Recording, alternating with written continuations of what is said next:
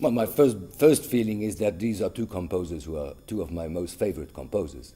I absolutely, especially Brahms. I have been since I was a child really attracted by his music because of the simplicity really of his music, but also later on discovering the complications of his music.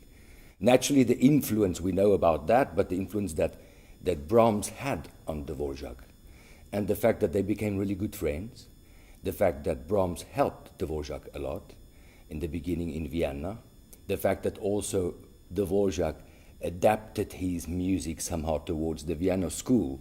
This relationship between the two composers, although very different, but in many ways very similar, also in the way of composing, very similar, orchestration. But you can hear, this is Brahms, and you can hear very clearly, this is Dvorak.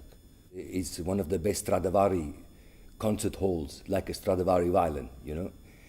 I heard the concert with the London Philharmonic Orchestra a few days ago. It was the first time I actually experienced the hall, and I couldn't believe the warmth, first of all, of the sound, and then of the clarity of the sound in the hall.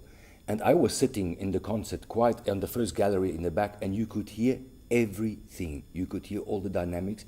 But what impressed me, the fact of the wood making this really warm sound, but still clear, like a Stradivari, really.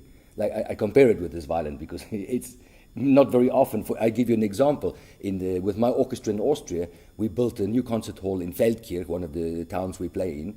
They built this beautiful concert hall, and acoustically it's an absolute disaster. You know, and then you come to a place like this, a Pécs, and you just discover this hall.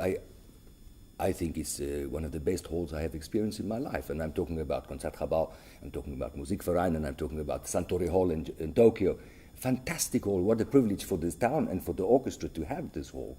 And now, as we arrive finally at the end of the week after very hard work, I noticed that this is a super orchestra, a really good orchestra.